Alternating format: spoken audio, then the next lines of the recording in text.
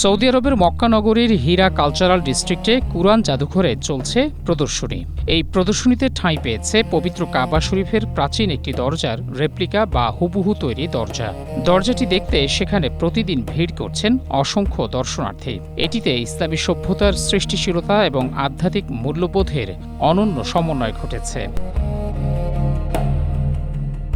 পবিত্র কুরআনের আয়াতকে আরবি ক্যালিগ্রাফির মাধ্যমে এমনভাবে ফুটিয়ে তোলা হয়েছে যা স্বতন্ত্র ইসলামিক শৈল্পিকতার পরিচয় বহন করে। ১৯৭৯ সালে খাঁটি সোনা দিয়ে মূল দরজাটি তৎকালীন বাদশাহ খালেদের সময়ে তৈরি করা হয়। এটিতে কুরআনের আয়াতকে অতি সূক্ষ্ম কারুকার্য দ্বারা খোদাই করে এমনভাবে ফুটিয়ে তোলা হয় যা ধর্ম বর্ণ নির্বিশেষে সব মানুষকেই মুগ্ধ করছে।